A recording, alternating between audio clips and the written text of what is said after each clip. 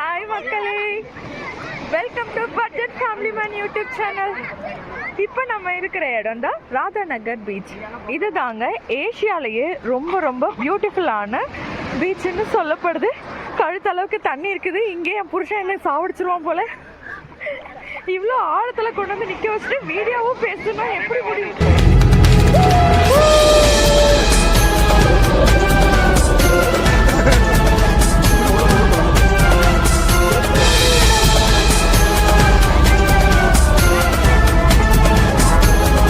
Hi friends.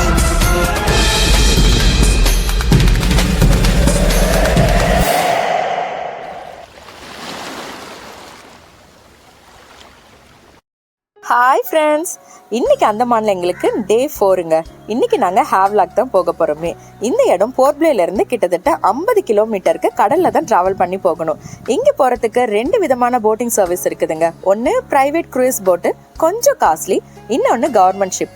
எங்களுக்கு இது வரைக்கும் ஷிப்பில் போன அனுபவம் இல்லாததால் நாங்கள் கவர்மெண்ட் ஷிப் தாங்க புக் பண்ணியிருந்தோமே. இந்த கவர்மெண்ட் ஷிப்புக்கு டிக்கெட்ஸ் எப்படி புக் பண்ணணுங்கிற டீட்டெயில்ஸையும், போர்ட்பிளேலேருந்து ஹேவ்லாக்கு நாங்கள் ஷிப்பில் ட்ராவல் பண்ண எங்களுடைய ட்ராவலிங் எக்ஸ்பீரியன்ஸையும், ஹேவ்லாக்ல எந்தெந்த லொகேஷன்ஸ்லாம் சுற்றி பார்க்கலாங்கிற டீட்டெயில்ஸையும், கூடவே இந்த ஹேவ்லாக்கை குறைஞ்ச பட்ஜெட்டில் உங்கள் ஃபேமிலியோட எப்படிலாம் சுற்றி பார்த்துட்டு வரலாங்கிற முக்கியமான சில இன்ஃபர்மேஷன்ஸையும் இந்த வீடியோவில் சொல்லியிருக்கோம். பட் அதுக்கு முன்னாடி நாங்கள் சென்னையிலேருந்து அந்தமானுக்கு எப்படி வந்தோம், இங்கே அந்தமானில் டே 1, டே 2, டே 3 எங்கெல்லாம் சுற்றி பார்த்தோன்ற டீட்டெயில்ஸை தனித்தனி வீடியோ ஆல்ரெடி நான் போஸ்ட் பண்ணியிருக்கேன். அந்த வீடியோட லிங்க்ஸ் எல்லாம் நான் டிஸ்கிரிப்ஷனில் கொடுத்துருக்கேன். நீங்கள் அந்த வீடியோஸை பார்த்துட்டு இதை பார்த்தீங்கன்னா இந்த வீடியோ நீங்கள் ஃபாலோ பண்ணுறதுக்கு ஈஸியாக இருக்கும்.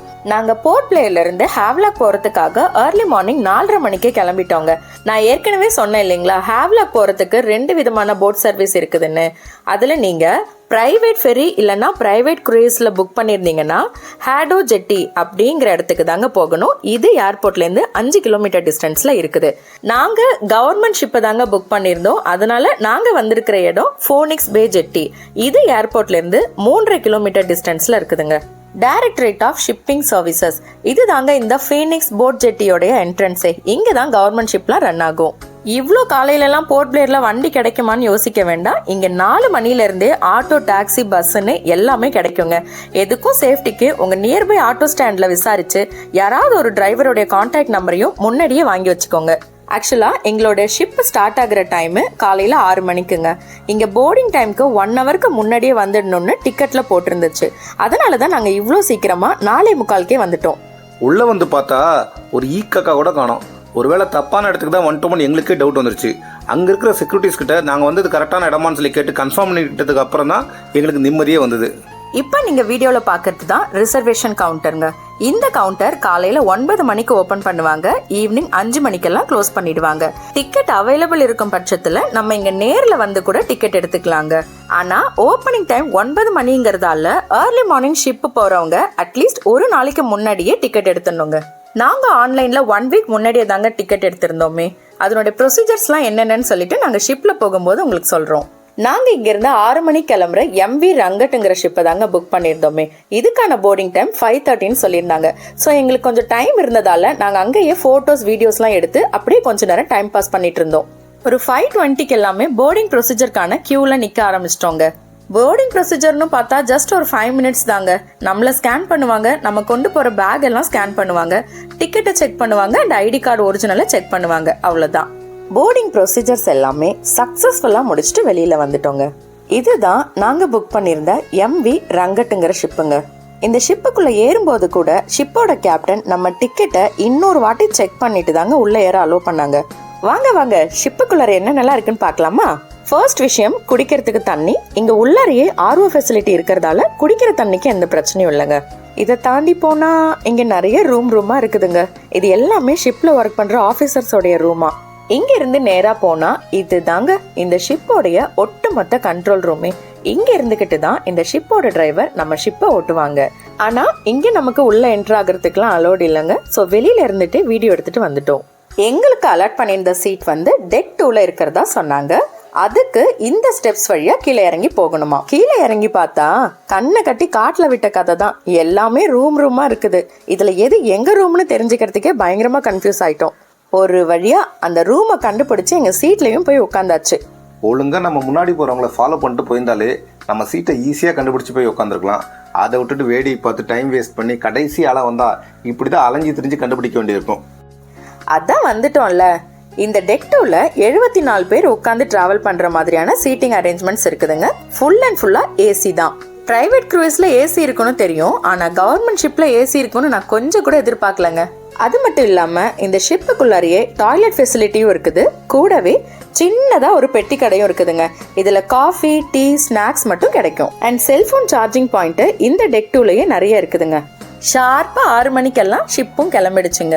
ஷிப்பு கிளம்பின உடனே இந்த அந்தமானுடைய ரம்யமான கடல் அழகை பார்க்கறதுக்காக நாங்க எல்லாருமே டாப் ரூஃப்க்கு ஓடி வந்து வேடிக்கை பார்க்க ஆரம்பிச்சிட்டோங்க. நேத்து NSCN நார்த் பே ஐலாண்ட் ட்ரிப்ல நீல கடலா காட்சி அளித்த இந்த கடலு இன்னைக்கு சூரிய ஒளி பட்டு அப்படியே தங்க கடலா ஜொலிச்சுதுங்க. பார்க்கும்போதே ரொம்பவே அழகா இருந்துச்சு.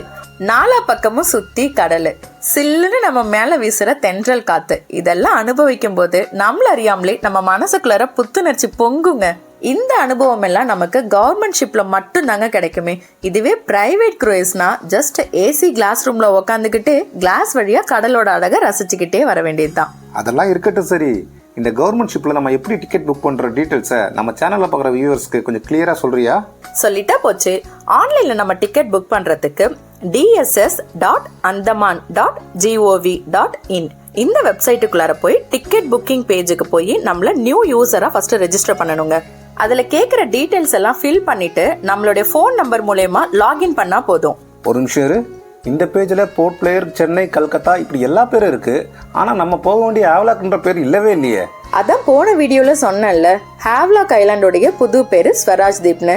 ஸோ நம்ம புக் பண்ணும்போது ஸ்வராஜ் தீப் அப்படிங்கிற பேரை தான் செலக்ட் பண்ணணும். ஓ அப்படியா? அது இருக்கட்டும். நம்ம கூட சேம் டெக்ல டிராவல் பண்ற நிறைய பேர் வெறும் 85 ரூபா தான் கொடுத்து டிக்கெட் எடுத்து தான் சொன்னாங்க. நம்ம மட்டும் ஏன் 600 ரூபா கொடுத்து டிக்கெட் எடுத்திருக்கோம்? அவசரப்படாதீங்க, அடுத்தது நான் அதை பத்தி தான் சொல்லவே வரேன். ஸ்வராஜ் தீப்னு லொகேஷன் செலக்ட் பண்ணதுக்கு அப்புறம் நம்ம எந்த டேட்ல டிராவல் பண்ண போறோமோ அந்த டேட்டை செலக்ட் பண்ணி சர்ச் பண்ணணுங்க. அதுல அந்த ரூட் போற ஷிப்போட லிஸ்ட் எல்லாம் டிஸ்பிளே ஆகும். நம்ம கன்வீனியன்ட்டுக்கு ஏற்ற மாதிரி ஏதாவது ஒரு ஷிப்போட நேமை நம்ம செலக்ட் பண்ணும்போது நம்ம கிட்ட 2 ஆப்ஷன் கேட்கும். ஒன்னு ஐலாண்டர், இன்னொன்னு நான் ஐலாண்டர். இதுல ஐலாண்டர்ன்றவங்க இந்த அந்தமான்லயே குடியிருக்கிறவங்க, நான் ஐலாண்டர்ன்றவங்க நம்மள மாதிரி டூரிஸ்டரா சுத்தி பார்த்துட்டு வர்றவங்க. என்னது, அந்த ஊர்ல இருக்கிறவங்களுக்கு டிக்கெட் ரேட் வெறும் 85 ரூபாய், ஆனா அந்த ஊரை சுத்தி பார்க்குற நம்மளுக்கு மட்டும் 600 ரூபாய்? என்ன அநியாயம் இது? இது முன்னாடியே தெரிஞ்சதா அந்தமான்ல ஏதாவது ஒரு லோக்கல் அட்ரஸ் போட்டு ஐலாண்டர் டிக்கெட்டே புக் பண்ணிருப்பேன். செலவு ஏதாவது மிச்சப்படுத்திருக்கலாம். இந்த மாதிரி டக்கால்ட்டி வேலையெல்லாம் பாப்போன்னு தெரிஞ்சுதான் அதுக்கும் ஒரு செக் வச்சிருக்காங்க. நம்ம ஊர்ல ரேஷன் கார்டு மாதிரி அங்க இருக்கிறவங்களுக்கு தனியா ஐலாண்டர் கார்டுன்னு ஒன்று இருக்குதாங்க. போர்டிங் டைம்ல அந்த கார்டு இல்லைன்னா நம்மள ஷிப்புக்குள்ள ஏத்த மாட்டாங்க, தெரியுமா? பிரைவேட் ஃபெரியில 1200 ரூபாயில இருந்து 3500 ரூபாய் வரைக்கும் கொடுத்து போறதுக்கு இது கவர்மெண்ட் ஷிப்புங்க. 600 ரூபாய் தாராளமா கொடுக்கலாம். அது மட்டும் இல்ல, நம்ம கொடுக்கற இந்த அமௌண்ட் எல்லாம் அந்தமான நிக்கோபர் தீவுகளுடைய வளர்ச்சிக்காக தானே உதவுது. ஸோ நான் ஐலாண்டர்ன்ற ஆப்ஷனையே செலக்ட் பண்ணி புக் பண்ணிக்கலாம்னு இல்லைம்மா, கண்டிப்பாக பண்ணணும். ஏன்னா நம்ம எல்லாருமே நான் ஐலாண்டர் தான். மாற்றி செலக்ட் பண்ணோம், அப்புறம் ஷிப்பில் யாரும் அலோவ் பண்ண மாட்டாங்க, அவ்வளோதான். எஸ், இதை கவனத்தில் வச்சுக்கிட்டு நான் ஐலாண்டர்னு செலக்ட் பண்ணணும். அப்புறம் எத்தனை சீட்டு புக் பண்ண போகிறோமோ அவங்களோட டீட்டெயில்ஸையும் கொடுத்துட்டு பேமெண்ட் பண்ணிட்டோம்னாக்கா உங்களோட டிக்கெட் புக் ஆகிடும். சேஃப்டிக்கு எதுக்கும் அது ஒரு பிரிண்ட் அவுட் எடுத்து வச்சுக்கோங்க. நம்ம ஆன்லைனில் புக்கிங் அப்போ தெரிஞ்சுக்க வேண்டிய சில முக்கியமான தகவல்கள். இந்த ஷிப்புக்கான ஆன்லைன் புக்கிங்கை ஒன்லி 7 டேஸ்க்கு அட்வான்ஸாக மட்டும்தாங்க புக் பண்ண முடியுமே. இப்போ ஒரு உதாரணத்துக்கு 8ஆம் தேதி நம்ம ஹேவ்லாக் போக போறோம்னா அதுக்கான புக்கிங் 1ஆம் தேதி தான் ஸ்டார்ட் ஆகுமே. 2வது விஷயம், நம்ம ஆன்லைன்லேயே புக் பண்றதா இருந்தாலும் புக்கிங் டைம் அதே மார்னிங் 9 மணிக்கு ஸ்டார்ட் ஆகி சாயந்தரம் 5 மணி வரைக்கும் தாங்க. அதுக்கப்புறம் நம்ம நினைச்சாலும் புக் பண்ண முடியாது. மறுபடியும் நெக்ஸ்ட் டே மார்னிங் 9 o'clock மேல தாங்க புக் பண்ண வேண்டி இருக்கும். 3வது விஷயம், வெதர் கண்டிஷனை பொறுத்து உங்களுடைய போர்டிங் டைமை மாத்தவோ இல்லைன்னா கேன்சல் பண்றதுக்கோ சான்சஸ் இருக்குதுங்க. சப்போஸ் கேன்சல் பண்ணிட்டா நம்மளுடைய ஃபுல் அமௌண்ட்டையும் ரீஃபண்ட் பண்ணிடுவாங்க. இந்த கவர்மெண்ட் ஷிப் புக்கிங் பத்தி உங்களுக்கு ஏதாவது டவுட் இருந்தாலோ இல்ல இந்த ஹேவ்லாக் ட்ரிப் சம்பந்தமா வேற ஏதாவது டவுட் இருந்தாலும் எங்களுக்கு கமெண்ட் பண்ணுங்க. எங்களால முடிஞ்ச வரைக்கும் உங்க டவுட்டை கிளியர் பண்றோம். நாங்க எல்லாருமே இந்த ஷிப்ல குட்டி போட்ட பூனை மாதிரி மாடியில இருந்து டெக்குக்கும் டெக்கில இருந்து மாடிக்கும் மாறி மாறி இங்கிட்டும் அங்கிட்டும் சுத்திக்கிட்டே இருந்தோங்க. இதை கவனிச்சுட்டு இருந்த 2 தமிழ்காரங்க நம்ம கிட்ட பேச்சு கொடுத்தாங்க. அப்புறம் என்ன, டெய்லி ஒரு புது உறவு, இன்னைக்கு 2 புது உறவு. இவங்க எந்த அளவுக்கு க்ளோஸ் ஆயிட்டாங்கன்னா இவங்க லாஸ்ட் வீக் சென்னை வரும்போது நம்ம வீட்டுக்கு வந்து நம்மள நல்லா விசாரிச்சுட்டு போனாங்கன்னா பாத்துக்கோங்களேன். ஆக்சுவலா இவங்க கிட்ட தான் அந்தமானை பத்தி நிறைய தகவல்களை கேட்டு தெரிஞ்சுக்கிட்டோம். அது கொஞ்சம் ஷார்ட்டாக போடுறோம், கண்டிப்பாக பாருங்கள், உங்களுக்கு ரொம்ப யூஸ்ஃபுல்லாக இருக்கும். சார் உங்க பேரு அப்படி சொல்லுங்க. விக்ரம் ஜி. விக்ரம் சிங். இங்க வந்து ஓகே விக்ரம் சாரி. உங்க பிசினஸ் சாருங்க? இங்கே நான் ஸ்விம்மிங் பூல் பண்ணிட்டு இருக்கேன் சார். ஸ்விம்மிங் பூல் பண்ணுறீங்க. சார் வந்து ஹோட்டல் பிஸ்னஸ். Hotel business. ஹேவ்லாக்ல. Okay right. ஓகே சார் உங்க பேரு? Saravanan. Okay sir. So Andaman ஓகேங்களா, மொத்தம் எத்தனை தீவு ஒரு அப்ராக்சிமேட்டாக சொல்ல முடியுங்களா? மொத்தம் 536 தீவு இருக்கு. அதோட வந்து மெயினான ஒரு விஷயம் இருக்கு. ராஜராஜ சோழன் வந்து கல் போட்டிருக்காரு எங்கன்னா அவங்க இந்திரா பாயிண்ட்ல அவருடைய இதுல இங்க கிராஸ் பண்ணும்போது இந்திரா பாயிண்ட் கேம்பல் வேல இந்திரா பாயிண்ட் ஒரு ஏரியா இருக்கு. ஓகே. அதுல வந்து அவருடைய இது பதிச்சுட்டு போயிருக்காரு. அப்படியா? ஆமா. அதனால நமக்கு தமிழர்களுக்கு வந்து அந்த ஒரு இது இங்க இருக்கு. அது எங்க கரெக்டா எக்ஸாக்ட்டா சொல்லுங்க. இந்திரா பாயிண்ட். இந்திரா பாயிண்ட் அதாவது இந்தியாவோட எண்டிங் பாயிண்ட் வந்து நீங்க கன்னியாகுமரின்னு சொல்லுவீங்க.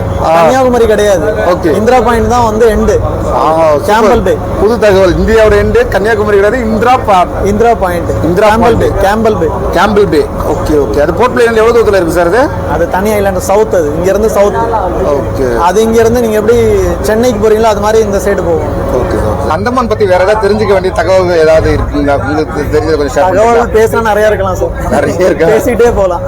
சரி ஓகே. நிறைய பேர் என்ன நினைக்கிறாங்கன்னா காஸ்ட்லியா இருக்கும் அப்படின்னு. நீங்க வந்து வர்றது வந்து கம்மியான ரேட்லயே வந்து பார்த்துட்டு போகலாம் அப்படின்ற இது இங்க இருக்குது. ஓகே. அது நிறைய பேர் தெரியறது கிடையாது. இப்போ நீங்க ஹேவ்லாக் வரீங்கன்னா இப்போ 2 பேர் வரீங்கன்னு வச்சுக்கிறேன். அழகா 2 வீலர் எடுத்துக்கிறேங்க. பெரிய பட்ஜெட்ல உனக்கு 400 500 வாங்குவோம். அழகா போயிட்டு சுத்திட்டு வந்துடலாம். ஓகே. இதை நீங்க கவர்மெண்ட் ஃபெரியில வந்தீங்கன்னா கம்மியா தான் இருக்கும். அதே பிரைவேட் ஃபெரினா அதிகமா இருக்கும். ஃபுட்டு கூட இங்கே காஸ்ட்லி இருக்கும். ஆனா கம்மியான ஃபுட் உள்ளதும் இருக்கு. இப்போ ஹேஷ்டாக் தோசான்னு ஒரு தமிழ்கார பையன் ஹேஷ்டாக் தோசா அப்படின்னு ஒரு பையன் நடத்துறான். எங்க சார் இருக்குது கரெக்டா? அது 3ஆம் நம்பர். 3ஆம் நம்பர். ஹேவ்லாக் 3 கோவிந்த் நகர் சொல்லி பண்ணீங்கன்னா இருக்கு. கோவிந்தம். அப்போ நம்பர்னு சொல்றீங்க. நம்பர் எனக்கு புரியல. அதாவது ஆக்சுவலா முதல்ல என்னன்னா அவங்க பழைய காலத்துல வந்து அவங்க நடந்து போயிருப்பாங்க. 1 கிலோமீட்டர் 2 கிலோமீட்டர் 3 கிலோமீட்டர். அவங்களுக்கு வந்து அந்த பேரை வச்சு எடுத்துக்க மாட்டாங்க.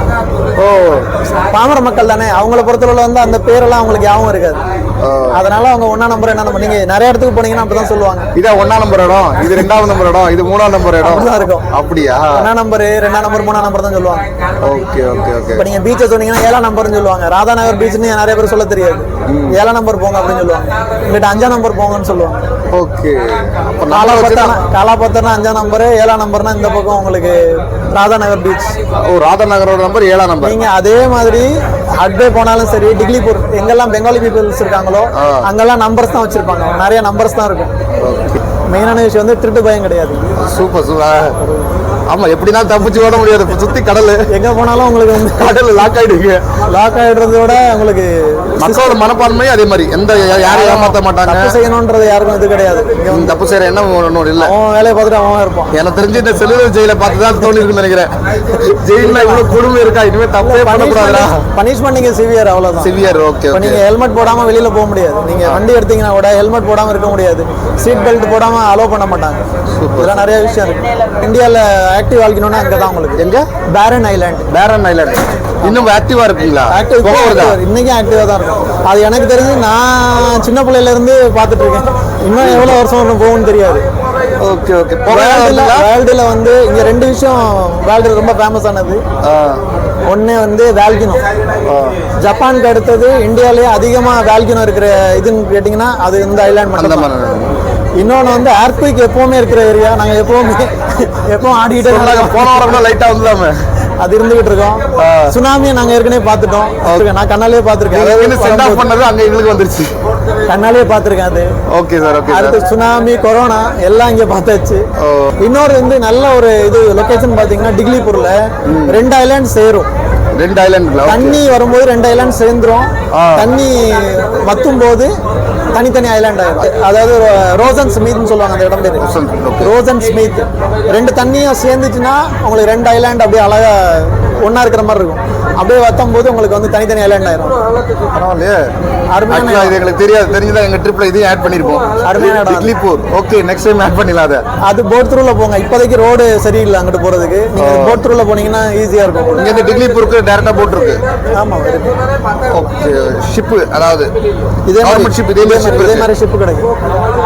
இப்போ டிக்லிபூர் போனா 1 நைட் ஸ்டே பண்ணுமா இல்ல அன்னைக்கே திரும்பி வந்துடலாமா போயிட்டு? இல்ல, ஒரு நாள் ஸ்டே பண்ற மாதிரி தான் வரும் உங்களுக்கு. ஏன்னா இங்க இருந்து போறதுக்கு 8 hour ஆயிரும் உங்களுக்கு. எனக்கு இந்த அந்தமானோட நேம் ரீசன் நீங்க சொன்னீங்களே, அது மறுபடியும் ஒரு வாட்டி சொல்லுங்களேன்.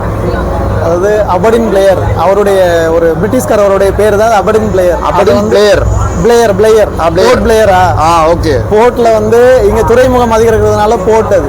Okay sir. பிளேயர் வந்து அவருடைய பேரு. அபடின்றது அபடின்ல வந்து அப்படியே எடுத்துக்கிட்டாங்க. அபடின் பஜார்னு வச்சிருப்பாங்க இங்க பாத்தீங்கன்னா பேரு. ஆமா, அது காந்தி சிலை பக்கத்துல இருக்கு. ஆமா, அபடின் பஜார். அதான் அவர் பேர் தான் Aberdeen bazaar. Aberdeen bazaar. Okay okay, super super sir. நீங்க மேக்ஸிமம் பாத்தீங்கன்னா பிரிட்டிஷ்காரனோட பேர் தான் இருக்கும். ரோஸ் ஐலாண்ட் தான் ஒரு இதுதான், பிரிட்டிஷ் அவங்க வச்ச பேர் தான் அது. ஓகே. இப்போ சுபாஷ் சந்திர போஸ் மாதிரி ரீசெண்டா பேரை மாத்திட்டாங்க. ஓகே. அது மாதிரி மவுண்ட் ஹேரியட்னு ஒரு பேர் இருக்கும். Mount Harriet. Okay sir. அது மணிப்பூர், மவுண்ட் மணிப்பூர் ஆயிடுச்சு இப்போ. மவுண்ட் மணிப்பூரா? மணிப்பூர் இப்போ. Okay sir. Okay sir. நிறைய பேர் மாற்றம் இருக்கு. இப்போ சுவராஜ் இப்போ நீங்க போறீங்க இல்லையா, ஹேவ்லாக்ன்றது ஒரு பிரிட்டிஷ்காரனோட பேர் தான். ஓ, ஹேவ்லாக்ன்றது ஒரு பிரிட்டிஷ்காரனோட பேர். எல்லாமே பிரிட்டிஷ்காரன் பேர் தான். ஆமா. ஓகே. அது வந்து என்னாச்சுன்னா உங்களுக்கு இதாயிடுச்சு, பேர் வந்து மாறி சுவராஜ் தீப் ஆயிடுச்சு. Super super. இது வந்து நீல் ஐலாண்டு. நீல்ன்றது ஒரு பேரு, ஆனா அது சஹித் தீபா மாறிடுச்சு. அந்த மோடி சர்க்கார் வந்து எல்லாம் மாத்திட்டாங்க. ஆனா பலதரப்பட்ட மக்கள் கலந்துருக்காங்க. பெங்காலிஸ் ஃபர்ஸ்ட், செகண்ட் வந்து நிறைய ரீஜனல் லாங்குவேஜ்ல தமிழ், தெலுங்கு இருக்காங்க. ஓகே. அப்புறம் எல்லா லாங்குவேஜ் இருக்காங்க. அதாவது இந்தியாவில் உள்ள எல்லா லாங்குவேஜ் இங்கே பார்க்கலாம். ஹேவ்லாக். ஓகே. அடுத்து நீல் பத்தி கொஞ்சம் சொல்லுங்க சார். நீல் எப்படி சார்? நீலும் உங்களுக்கு நார்மலா இருக்கும் சார். ஒரே விஷயம் என்னன்னா, ஹேவ்லாக்ல இருந்து எப்படி நீல் எப்படி இந்த இங்க இருந்து போட் டச் ஆகுது. இப்போ நீங்க 2:30 மணிக்கு வந்து கவர்மெண்ட் ஃபேரி இருக்கு. கவர்மெண்ட் ஃபேரி 2:30 மணிக்கு ஒரு கவர்மெண்ட் ஃபேரி இருக்கும். இங்க இருந்து கனெக்ட் ஆகும். காலையில ஒரு இது ஃபேரி கனெக்ட் ஆகும் 6 மணிக்கு. 6 மணிக்கு இங்க இருந்து நேரா போவோம், உங்களுக்கு நீலுக்கு போயிடும். நீலுக்கு போயிடும். ஆமா, அதாவது சாஹித் தீப். சாஹித் தீப். நீங்க அப்டேட் பண்ணீங்கன்னா சாஹித் தீப் தான் இருக்கும். சாஹித் தீப். ஓகே. அந்த விஷயம் தான். ஓகே.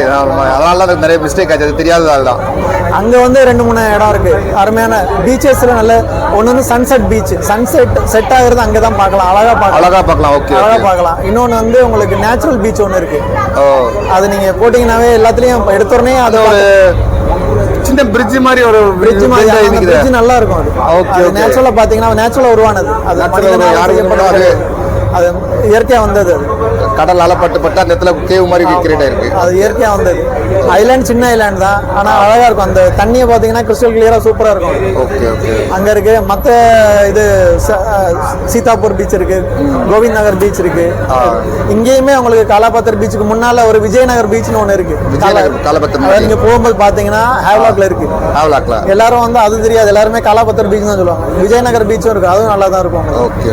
இவங்க கிட்ட தான் இந்த அந்தமான பத்தின நிறைய அரிய தகவல்களை தெரிஞ்சுக்கிட்டு உங்க கூட ஷேர் பண்ணிருக்கோம். எங்களுக்காக டைம் ஒதுக்கி நிறைய இன்ஃபர்மேஷன்ஸ் கொடுத்த விக்ரம் சாருக்கும் சரவணன் சாருக்கும் இந்த வீடியோ மூலமா ரொம்ப ரொம்ப ரொம்ப நன்றி தெரிவிச்சுக்கிறோம். 2 மணி நேரம் நடு கடல்ல ஜேர்னி. நேரம் எப்படி போச்சுன்னே தெரியலங்க. அரௌண்ட் 8 o'clockலாம் நாங்க ஹேவ்லாக் ரீச் ஆயிட்டோம். இந்த ஹேவ்லாக் தீவை ஸ்வராஜ் தீப்னு முதல்ல பேர் மாத்தினது யாருன்னு தெரியுங்களா? வேற யாரும் இல்லைங்க, நம்ம நேதாஜி சுபாஷ் சந்திர போஸ் தான். 1943 வருஷம் முதல்ல அந்தமானுக்கு சுதந்திரம் கிடைச்சப்போ இந்த தீவுக்கு ஸ்வராஜ் தீப்னு பேர் வச்சிருக்கிறாராம். ஸ்வராஜ் தீப்னா சுயராஜ்ய தீவுன்னு அர்த்தமாம். அதே மாதிரி பக்கத்துல இருக்கிற நீல் ஐலாண்டுக்கும் ஷாஹித் தீப்னு பேர் வச்சிருக்கிறாங்க. இதுக்கு தியாகிகளின் தீவுங்கிறது அர்த்தம். 1947 இந்திய சுதந்திரத்துக்கு அப்புறம் மறுபடியும் பிரிட்டிஷார் வச்ச பேரையே ஃபாலோ பண்ணாங்களாம். இப்போ சமீபத்துல தான் இந்த தீவுக்கு சுதந்திரம் அடைஞ்சப்போ வச்ச பேரு திரும்ப கிடைச்சிருக்கு. இந்த ஹேவ்லாக்ல இல்ல இனி ஸ்வராஜ் தீப் தான் சொல்லணும். இந்த ஸ்வராஜ் தீப்ல நம்ம சுத்தி பார்க்க வேண்டிய லொகேஷன்ஸ் எல்லாமே 10 to 15 கிலோமீட்டர்ஸ் தூரத்துல தான் இருக்கு. ஸோ நாங்க ஆக்டிவா ரெண்டுக்கு எடுத்துட்டு சுத்தி பார்க்கலாம்னு தான் பிளான் பண்ணி இங்க வந்தோம். நாங்க மொத்தம் 9 பேர். ஸோ 4 ஸ்கூட்டர் ரெண்டுக்கு எடுக்க வேண்டியது இருக்குன்னு முடிவு பண்ணி தான் ஷிப்பை விட்டு கீழே இறங்கணுமே. ஒரு ஸ்கூட்டருக்கு 500 ஆகுமா. ஸோ 4 ஸ்கூட்டருக்கு மொத்தம் 2000 ஆகும். இதோ முன்னாடி நடந்து போறாரு பெரியவர், அவர் பேர் ரஹமத். அவர் எங்களை அப்ரோச் பண்ணாரு. அதே 2000 செலவில் உங்க 9 பேரையும் ஒரே கார்ல கூட்டிட்டு போய் நீங்க சொன்ன எல்லா லொகேஷனையும் சுத்தி காட்டுறேன்னு சொன்னாரு. எங்களுக்கும் ஓகேன்னு தான் படுச்சு. இருந்தாலும் எங்களை பத்தி சரியா தெரியாம எங்களுக்கே ஒரு ட்விஸ்ட் வச்சார் பாருங்க. சரி, அதை பத்தி அப்புறமா சொல்றேன். இப்போதைக்கு நாங்க ஹோட்டல்ல போய் பிரேக்ஃபாஸ்ட் சாப்பிட்டுட்டு இருக்கோம். நீங்க போயிட்டு உங்க வண்டி எடுத்துட்டு அங்க வந்துருங்கன்னு சொல்லி அவரை அனுப்பி வச்சுட்டோம். இப்போ நீங்க வீடியோல பாக்குற ஹோட்டல் தான் நம்ம கூட டிராவல் பண்ணாங்க இல்லீங்களா சரவணன் சார், அவருடைய சொந்த ஹோட்டலுங்க இது. உங்க யாருக்காவது கம்மி ரேட்ல ஹேவ்லாக்ல ஸ்டே பண்றதுக்கு ரூம் தேவைப்பட்டுச்சுன்னா கமெண்ட்ல கேளுங்க, இவருடைய கான்டாக்ட் நம்பரும் தரும்.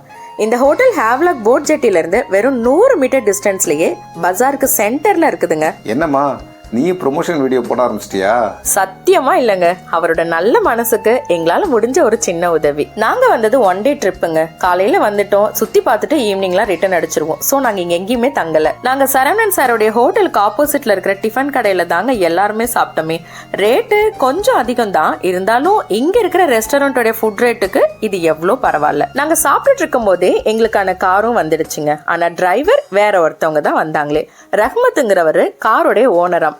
சோ நாங்க எல்லாருமே இந்த கார்ல ஏறி எங்களோட ஃபர்ஸ்ட் லொகேஷனான காலாபத்தர் பீச்சுக்கு கிளம்பிட்டோம். போற வழியை பார்க்கணுமே, பொல்யூஷன் டிராபிக்னு எதுவும் இல்லாம அழகா 2 பக்கமும் பசுமையான காடுகள், நடுவுல கிராஸ் ஆகுற ரெஸ்டாரண்ட் அண்ட் ஹோட்டல்ஸ்னு செம்ம சூப்பரா இருந்துச்சுங்க. ஒரு 20 மினிட்ஸ் டிரைவ்லயே நாங்க காலாபத்தர் பீச்சுக்கு ரீச் ஆயிட்டோம். வாவ், பீச்சா இது? பா, என்ன கலருங்க இது! நாங்க காலாபத்தர்னு பேரு கேட்டதும் காலானா கருப்பு, சோ கருப்பு கலர்ல தண்ணி இருக்கும் அப்படின்னு நினைச்சோம். ஆனா கலர்ஃபுல்லா கண்ணை பறிக்குதுங்க. இந்த மாதிரி கலர்ஃபுல்லான பீச் எல்லாம் நாங்க மூவிஸ்ல தாங்க பாத்திருக்கோமே. ஃபர்ஸ்ட் டைம் நேர்ல பாக்குறோம். சும்மா இருப்போமா, குடுகுடுன்னு ஓடி போய் குதிச்சிட்டோம்.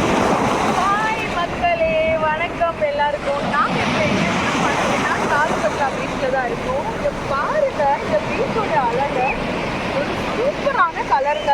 அட்வான்ஸ் நான் இந்த கலர்ல தான் ட்ரெஸ் போட்டிருக்கேன்னு நினைக்கிறேன். தரையெல்லாம் அழகாக தெரியுது, அவ்வளோ க்ளீனாக இருக்குது இந்த பீச்சு. பார்க்க ரொம்ப அல்டிமேட்டாக இருக்குது. நம்ம மால்டீவ்ஸ்னு சொன்னதுமே ஒரு ஒரு பீச் ஒன்று காட்டுவாங்க இல்லையா, பீச்சில் ஒரு மால்டீவ்ஸில் சூப்பராக இருக்குது. அதே மாதிரி இவர் வந்து நான் பெத்த பிள்ளை தான். இங்க ஒரு உழவு மீன் மாதிரி இங்க வந்து அவன் மீன் மாதிரி இங்கே சுத்திக்கிட்டு தெரியுறான். இவன் வந்து ஜங்கிள் புக்ல வர மோக்லி மாதிரிங்க. இந்த ஆதிவாசி கூட்டத்தோட விட்டுட்டு போயிடலாம்னு சொல்லி அது ஒரு கடாவது.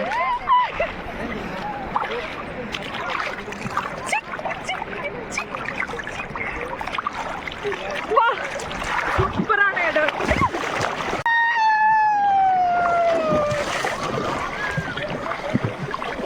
கழுத்தளவு தண்ணியில நின்னா கூட எங்க கால் கட்ட விரல் நகம் கிளீனா தெரியுது. அந்த அளவுக்கு பியூரா இருக்குது இங்க தண்ணி. உப்பு மட்டும் கரிக்கலனா ஆளாளுக்கு இந்த தண்ணிய மொண்டு குடிச்சிருப்போம். 1 hour இந்த பீச்ல செம்ம ஆட்டம். இந்த பீச் விட்டு வெளியில வரவே மனசு இல்லைங்க. எங்க ஏசியால அழகான பீச்னு சொன்னீங்களே, அது இதுதானா? அது இது இல்லம்மா, நம்ம அடுத்து போற ராதாநகர் பீச். இந்த பீச்சே இப்படி இருக்குன்னா அது ஏசியாவே அழகான பீச்சா. எப்படி இருக்குமோன்னு ஆர்வம் எனக்கு அதிகமாகிடுச்சு. இருந்தாலும் எங்களுக்கு ஈவினிங் 4:30 மணிக்கு சொராஜித் போட் ஜெட்டிலேருந்து போர்ட் பிளேயருக்கு ஷிப் ஏறணும். ஸோ இங்கே ரொம்ப நேரம் குளிச்சு டைம் வேஸ்ட் பண்ணாமல் கொஞ்சம் சீக்கிரமாக கிளம்பிட்டோம்னா அந்த ஆசியாவிலேயே அழகான ராதாநகர் பீச்சில் இன்னும் கொஞ்சம் நேரம் ஆட்டம் போட்டுக்கு டைம் கிடைக்கணும்னு பிளான் பண்ணி கொஞ்சம் சீக்கிரமாக இங்கேருந்து கிளம்பிட்டோம். இந்த காலாபத்தர் பீச் வரதுக்கு சொராஜித் போட் ஜெட்டிலேருந்து லெஃப்ட்டில் வரணும். இதுவே ராதாநகர் பீச் போகணும்னா ரைட்டில் போகணும். அவ்வளோதான் வித்தியாசம். ஆக்சுவலாக இந்த சொராஜ்தீப்பில் இருக்கிறது மொத்தமே 2 ரோடு தான். ஒன்று ஜங்ஷன் ரைட் சைடு, இன்னொன்று ஜங்ஷன் லெஃப்ட் சைடு.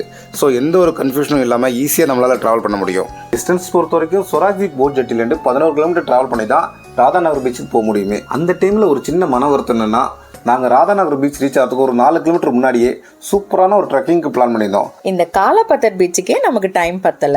ராதாநகர் பீச்ல எவ்வளவு டைம் எடுக்கணும்னு தெரியல. இதுல ட்ரெக்கிங் வேற. சூப்பர். சரிவா, முடிஞ்ச வரைக்கும் ட்ரை பண்ணி பார்ப்போம். இது நம்மளோட ஓன் இண்டிவிஜுவல் ட்ரிப்பு. டைமிங்கை பொறுத்து எப்படி வேணால் பிளான் பண்ணலாம். இப்போ டைம் 11 தான் ஆகுது.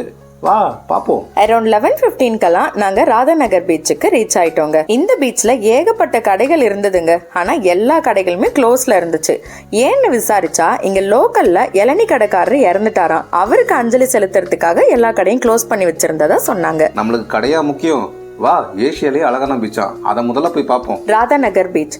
இந்த பீச் கடல்ல இருந்து பாக்குறதுக்கு ஒரு கர்வ் டைப்ல அமைஞ்சிருக்கிற அழகான பீச்சுங்க. ரொம்ப ரொம்ப கிளீனாவும் இருந்துச்சு. பச்சை பசேல்னு காட்டுக்கு நடுவுல அழகான நீல கடல்ங்க. சீனரிஸ் பார்க்கணுமே, வேற level. Photos, videos and photo ஷூட்லாம் எடுக்கிறதுக்கு தரமான இடங்க இந்த பீச். அது மட்டும் இல்லாம இங்க பெரிய பெரிய மரங்கள் இருக்கிறதால அதோட நிழல்ல உட்காந்துக்கிட்டே இந்த அழகான பீச்சை பார்த்து ரசிக்கலாங்க. கூடவே சில்லுன்னு அடிக்கிற இந்த பீச்சோட காத்த வாங்கிக்கிட்டு சன்பாத் எடுக்கிறதுக்கும் ரெஸ்ட் எடுக்கிறதுக்கும் ஏத்த இடம் இந்த பீச்.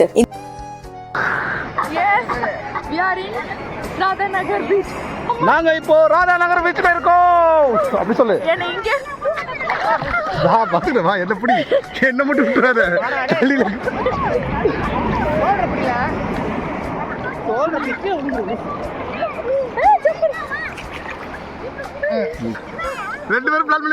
பீச்சை காலையில பாக்குறத விட ஈவினிங் சன்செட்ல பாக்கும்போது இன்னும் அழகா இருக்கும்னு இங்க இருக்கிறவங்க சொன்னாங்க. கூட கூடவே இங்க ட்ரெஸ் சேஞ்சிங் ரூம் ஃபெசிலிட்டியும் இருக்குதுங்க. ராதா நகர் பீச் பார்க்கறதுக்கு அழகா தான் இருந்துச்சு. இருந்தாலும் நாங்க காலபத்தர் பீச்சுக்கு போனதாலே என்னவோங்க, அந்த பீச் தாங்க எங்களுக்கு பர்சனலா ரொம்ப பிடிச்சிருந்தது. ஒருவேளை நாங்க ரொம்ப எக்ஸ்பெக்ட் பண்ணதாலே என்னவோ அரௌண்ட் 12:30 நாங்க எலிஃபென்ட் பீச் போறதுக்கான ட்ரெக்கிங் பாயிண்ட்டுக்கு ரீச் ஆகி எங்களோட ட்ரெக்கிங்கையும் சக்சஸ்ஃபுல்லா ஸ்டார்ட் பண்ணிட்டோங்க. ராதா நகர் பீச்ல இருந்து ஸ்வராஜ் தி போட் ஜெட்டி போற வழியில சரியா 4வது கிலோமீட்டர்ல வருங்க இந்த லொகேஷன். இந்த ட்ரெக்கிங் ஸ்டார்ட் பண்ற பாயிண்ட் மெயின் ரோட்ல தாங்க இருக்குது. சடனா பார்த்தா நமக்கு தெரியாத அளவுக்கு எந்த ஒரு போர்டுமே இல்லாம ஒரு ஹிடன் ஏரியா மாதிரி தான் இருக்குமே. இங்க சாப்பிட்றதுக்குன்னு பெருசா எதுவுமே கிடைக்காதுங்க. ஜஸ்ட் 2 பெட்டி கடை இருக்குது, ஒரு இளநீ கடை, அவ்வளோதான் இருந்துச்சு. இதோட என்ட்ரன்ஸ்லயே ஒரு லாக் புக் வச்சிருப்பாங்க. அதுல நம்மளோட டீடைல்ஸ் எல்லாம் என்ட்ரி பண்ணிட்டு ஆளுக்கு ஒரு ஜூஸையும் வாங்கிக்கிட்டு எந்த ஒரு கைடோட ஹெல்ப்பும் இல்லாம தனியாவே சிங்கம் மாதிரி காட்டுக்குள்ளார நடக்க ஆரம்பிச்சோம். இந்த ட்ரக்கிங்கை ஸ்டார்ட் பண்றதுக்கு முன்னாடி ஐயோ கடவுளே ஏகப்பட்ட தடைங்க. முதல் ஏடாகுடமே எங்க கேப் டிரைவர் தான். நாங்கள் எலிஃபெண்டா பீச்சுக்கு ட்ரக்கிங் ரூட் வழியே போகிறோன்னு எங்கள் கேப் டிரைவர்கிட்ட சொன்னதுமே அவர் கொஞ்சம் குதர்க்கமா, போகிறதா போங்கப்பா, ட்ராப் பண்ண வேண்டியது என் வேலை, ஆனால் கண்டிப்பாக நீங்கள் ஷிப்பை மிஸ் பண்ணிடுவீங்க. இந்த ட்ரக்கிங் மட்டுமே கிட்டத்தட்ட 4-5 மணி நேரம் டைம் எடுக்கும். ஸோ 4:30 அந்த ட்ரக்கிங்கை முடிச்சுட்டு கண்டிப்பாக நீங்கள் போர்ட் பிளேயர் போகிற ஷிப்பை ஏற முடியாது, நைட் இங்கே தான் ஸ்டே பண்ண வேண்டியிருக்குன்னு சொல்லி எங்களை பயமுறுத்தினார். எங்களுக்கு இன்னும் 3 மணி நேரம் டைம் இருக்குது, முடிஞ்ச வரைக்கும் நடக்கிறோம், ஒரு 1 ஹவருக்குள்ளே எங்களால் ரீச் பண்ண முடியலன்னா அப்படியே ரிட்டர்ன் ஆயிடுறோம் அப்படின்னு சொல்லி அவர்கிட்ட சமாளிச்சுட்டு நாங்கள் இந்த ட்ரெக்கிங்கை ஸ்டார்ட் பண்ணோமே. 2வதா எங்களுக்கு அமைஞ்ச தடங்கள் தான் இங்கே என்ட்ரன்ஸ்லேருந்து கைடுங்க. நாங்கள் என்ட்ரன்ஸ் ரீச் ஆனதுமே எங்களை அப்ரோச் பண்ண கைடுங்க, இது ரொம்ப டீப் ஃபாரஸ்ட், இதுக்குள்ளெல்லாம் உங்களுக்கு தனியாக நடந்து போக முடியாது, கைட் சப்போர்ட் இருந்தால் மட்டும் தான் போக முடியும், இல்லைனா நீங்கள் காட்டுக்குள்ளே தொலைஞ்சு போயிடுவீங்க, உள்ளுக்குள்ளே நிறைய வழிபாதை இருக்குது, நீங்கள் கொஞ்சம் மிஸ் ஆகி வேறு ரூட்டில் போனாலும் அப்புறம் உங்களை தேடி ஃபாரஸ்ட் டிபார்ட்மெண்ட் தான் வர வேண்டியது இருக்குன்னு சொல்லி எங்களை ரொம்பவே பயமுறுத்துனாங்க. சரி கைடு சார்ஜஸ் எவ்வளோ வரும்னு கேட்டால் ஒரு கைடுக்கு 500 ரூபாவும் சொன்னாங்க. எங்களுக்கு காட்டு வழியை நினச்சி சுத்தமாக பயம் இல்லைங்க, ஆனால் அனிமல்ஸ் வந்துடுமோன்னு தான் ஒரு பயம். ஆனால் அங்கே இருந்த கைடு யார் கையிலையும் சேஃப்டிக்கு எந்த ஒரு வெப்பனும் கையில் இல்லை, எல்லாருமே சின்ன சின்ன பசங்களாக இருந்தாங்க. ஒருவேளை இந்த எலிஃபென்ட் பீச்சை நாங்கள் எதிர்பார்த்த டைமுக்குள்ளே ரீச் பண்ண முடியலன்னா பாதி வழியில தானே ரிட்டர்ன் வர போகிறோம், இதுக்கு எதுக்கு வேஸ்ட் 500 ரூபா செலவு பண்ணணும்னு யோசிச்சு தான் நாங்கள் கைடு புக் பண்ணல. இன்னொரு முக்கியமான காரணம், எங்களுக்கு அட்வென்ச்சர்னா ரொம்ப பிடிக்கும். கைடை கூட்டிகிட்டு போகணுன்னா அவங்க சொல்கிற வழிபாதையில் மட்டும்தான் போகணும், இந்த அட்வென்ச்சர்ன்ற ஒன்றை ஃபீல் பண்ணவே முடியாது, அதனால தான். அது மட்டும் இல்லாமல் இந்த எலிஃபெண்டா ட்ரக்கிங் ரூட்டை பற்றி நான் ஆல்ரெடி கூகுள் மேப்பில் பார்த்து நல்லாவே தெரிஞ்சுக்கிட்டேன். டிஸ்டன்ஸ் பார்த்தீங்கன்னா கிட்டத்தட்ட 2-2.5 கிலோமீட்டர் மட்டும்தான். பொதுவாகவே நம்மளால் 1 கிலோமீட்டர் 10 நிமிஷத்தில் நடந்து ரீச் பண்ண முடியும். இது காட்டு வழி பாதைன்றதால 15-20 நிமிஷம் கூட மேக்ஸிமம் போன ஆகும், அவ்வளோதான். ஸோ இந்த 2 கிலோமீட்டருக்கு எப்படி பார்த்தாலும் ஒரு 3/4 மணி நேரத்துக்குள்ளே நடந்து போயிட முடியுன்ற நம்பிக்கையில் தான் நாங்கள் இந்த ட்ரக்கிங்கை ஸ்டார்ட் பண்ணோமே. ஆனால் எங்கள் டிரைவர் 4-5 மணி நேரம் ஆகணும்னு போய் சொன்னார். அதனால தான் அதுக்கப்புறம் யாரையும் நம்ப தயாரில்லை, இண்டிவிஜுவலாகவே போகலான்னு முடிவு எடுத்தோம். ஆனால் எங்கள் அம்மாவால் அவ்வளோ தூரம் நடக்க முடியுமான்னு தெரியல, ஏன்னா அவங்களுக்கு பெருசாக எதுவும் ட்ரக்கிங் அனுபவம் கிடையாது. ஸோ அவங்கள பாதுகாப்பாக இருக்கிறதுக்காக அந்த பெட்டிக்கடை வாசலையே உட்கார வச்சுட்டு அவங்க துணைக்கு எங்கள் பையனையும் கூடவே விட்டுட்டு எங்கள் லக்கேஜ் பேக்கெல்லாம் அவங்ககிட்டே கொடுத்துட்டு நாங்கள் பாட்டுக்கு நடக்க ஆரம்பித்தோம். ஆக்சுவலாக தெரிஞ்ச ரூட்டுக்கு வழி தேடி போகிறத விட தெரியாத இடத்துக்கு வழி தேடி போகிறதுல தான் த்ரில்லே. எதுக்குங்க இவ்வளோ பில்டப்பு? ஆக்சுவலா நடந்தது என்னன்னா, நாங்க கைடு கிட்ட பேரம் பேசிட்டு இருக்கும்போது ஆல்ரெடி ஒரு ஃபேமிலி அப்பதான் கைடை புக் பண்ணிக்கிட்டு ஜஸ்ட் நடக்க ஆரம்பிச்சாங்க. அவங்கள ஃபாலோ பண்ணிக்கிட்டே போனாலே நம்ம கைடுக்கான காசை மிச்சப்படுத்தலான்னு பிளான் பண்ணி இவர் எங்களை அவங்க பின்னாடியே ஜஸ்ட் ஒரு 50 மீட்டர் கேப்ல நடக்க வச்சுட்டாரு. என்ன மிஞ்சி போனா 1/2 கிலோமீட்டர் அவங்க பின்னாடி போயிருப்போமா, அதுக்கப்புறம் நம்ம தானே முன்னாடி போனோம். பொறுங்க, அதையும் சொல்றேன். ஆக்சுவலாக நாங்கள் அவரை ஃபாலோ பண்ணி தான் பின்னாடி வரோன்னு தெரிஞ்சுக்கிட்ட அந்த கைடு ஒரு ஸ்டேஜில் நின்றுட்டு எங்களை முன்னாடி போக சொல்லிட்டாரு. அடப்பாவி கண்டுபிடிச்சிட்டியான்னு எங்களுக்குள்ளாரே சிரிச்சுக்கிட்டு நாங்களும் நடக்க ஆரம்பிச்சிட்டோங்க. இருந்தாலும் டெய்லி 100கணக்கான பேர் ட்ரெக்கிங் போகிற ரூட்டுங்க இது. ஸோ நடந்து போகிற பாதை கிளியராகவே தெரியுது. அதை ஃபாலோ பண்ணி போனாலே போதும், பீச்சை ஈஸியாக ரீச் பண்ணிடலாம். ஆனால் இங்கே இருக்கிற கைடுங்க நம்மளை கன்ஃபியூஸ் பண்ணுறதுக்காக அங்கங்கே சின்ன சின்ன ஃபுட் பாத் டைவர்ஷன்லாம் போட்டு வச்சுருக்காங்க. ஆனால் கன்ஃபியூஸ் ஆகாமல் ஒரு செகண்ட் நின்று பார்த்தாலே தெரியுங்க, அதில் ஒரு பாதை மட்டும் நல்ல அகலமாகவும் பீச்சை நோக்கி நேராக கண்டினியூ ஆகிட்டே இருக்கும். நம்ம அதை ஃபாலோ பண்ணிட்டு போனாலே போதும். எதுக்கும் சேஃப்டிக்கு இருக்கட்டும்னு சொல்லிட்டு நாங்கள் ஆளுக்கு ஒரு கொம்பு மட்டும் உடச்சி எடுத்துக்கிட்டோங்க. ஒருவேளை பாம்பு ஏதாவது வந்துச்சுன்னா விரட்டி விடுறதுக்காக. எலிஃபெண்டா பீச் போய்கிட்டு இருக்கிறோம். ஆக்சுவலாக இது வந்து பார்த்தீங்கன்னாக்கா ஒரு 2 கிலோமீட்டருக்கு ஃபுல்லாக காடு மட்டும்தாங்க இருக்குமே. எங்கள் கைடோட சப்போர்ட்டில் மட்டும்தான் போக முடியும்னு சொல்லியிருந்தாங்க. கைடு முன்னாடி போனோம், கைடு தேவை ஒரு முன்னாடி இருந்தாலும் டைம் என்ன பாருங்க. டைமுக்குள்ளார எலிஃபென்டா பீச் ரீச் பண்ணணும், இதுதான் எங்களோட டார்கெட்டுங்கிறதால இவ்வளவு தூரம் நடந்தும் கூட எங்களுக்கு டயர்ட் தெரியலங்க. போற வழியிலேயே பீச்ல இருந்து ஆப்போசிட்ல ரிட்டர்ன் வரவங்களை பார்க்க நாங்க கரெக்டான பாதையில தான் போயிட்டு இருக்கோம் அப்படிங்கிற நம்பிக்கையும் அதிகமாச்சு. இப்படிதான் எங்களுக்கு டயர்ட் தெரியக்கூடாதுங்கிறதுக்காக பாட்டு பாடிக்கிட்டு கதையெல்லாம் பேசிக்கிட்டு செம்ம ஜாலியா போனோங்க. நாங்க கிட்ட போக போக கடல் அலையோடைய சத்தமும் கேட்க ஆரம்பிச்சதுங்க. ஓகே, நாங்க பீச்சுக்கு ரீச் பண்ண போறோங்கிறதையும் புரிஞ்சுக்கிட்டோம். ஆனா கடைசி 200 மீட்டர் தாங்க நாங்க கொஞ்சமும் எக்ஸ்பெக்ட் பண்ணாததே. அது என்னன்னா ஃபுல்லாவே சதுப்பு நில காடுகள். சோ மணல் பாங்கான சேத்து தண்ணியில இறங்கி தான் நடந்து போக வேண்டியதா இருந்துச்சு. இந்த தண்ணியில தான் நாங்க பாம்பெல்லாம் கூட பார்த்தோம். அது எங்களை டிஸ்டர்ப் பண்ணல, சோ நாங்களும் அதை டிஸ்டர்ப் பண்ணல. வந்துட்டோம் பீச்சுக்கு. ஃபைனலி நாங்கள் பீச்சை பார்த்துட்டோம். அது தண்ணி இல்லைன்னா ரொம்ப ஜாலியாக இருக்கும். அதனால் Finally we reached Elephant Beach. பாருங்க மக்களே.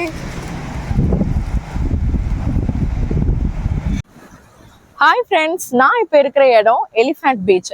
இந்த இடம் பாத்தீங்கன்னா ஹேவ்லாக் பீச்ல இருந்து கொஞ்சம் தூரம் தள்ளி இருக்கு. ஒரு வழியா வெறும் 40 நிமிஷம் நடைப்பயணத்திலேயே நாங்க எலிஃபென்டா பீச்சுக்கு ரீச் ஆயிட்டோங்க. ஏதோ பெருசா சாதிச்ச மாதிரி ஒரு ஃபீல். ஆமா, இந்த எலிஃபண்ட் பீச் வர்றதுக்கு இந்த காட்டு வழி மூலமா தான் வர முடியுமாங்க? வேற எதுவும் ரூட்டே இல்லைங்களா? ஏன் இல்லாம இந்த ஸ்வராஜ் தீப் ஜங்ஷன் பக்கத்துலயே ஒரு போட் ஜெட்டி உனக்கு காமிச்சேன்ல, நம்ம ஷிப்ல வந்து இறங்கணுமே அந்த இடம் கிடையாது, அதை விட்டு தள்ளி இருக்க போட் ஜெட்டி.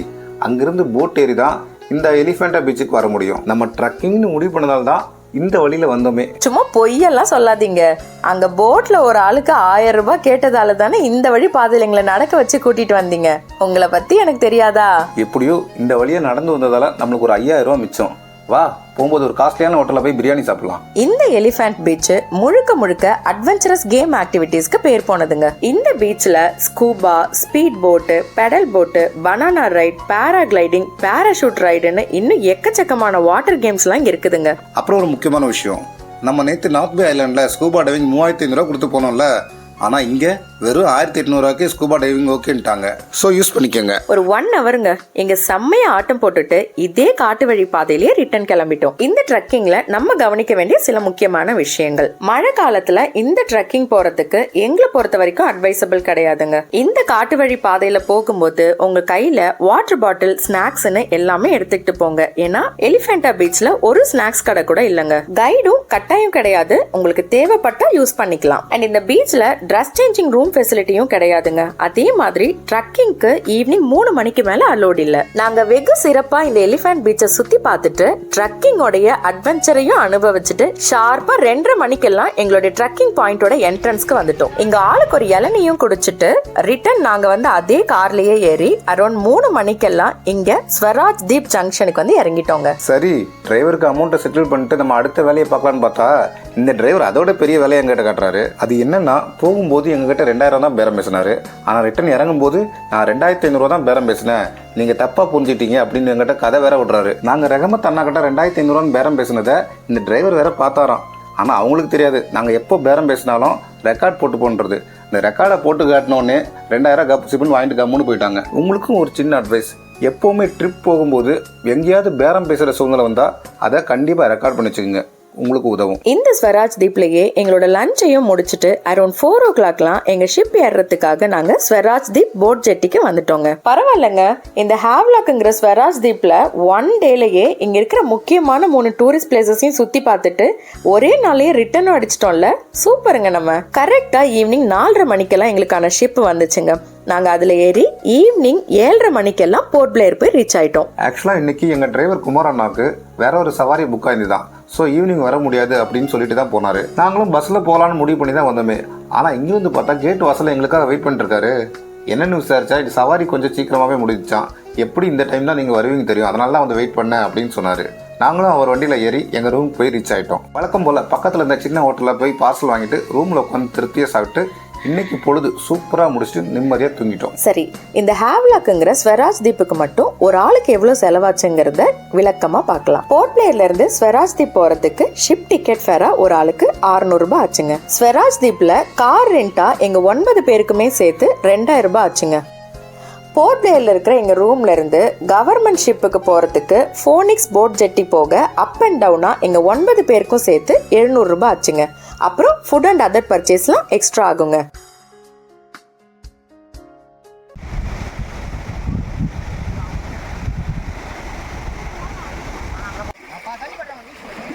நம்ம போகும்போது தண்ணி வர எவ்வளோ கிட்டத்தட்ட ரொம்ப ஏறிடுச்சுல.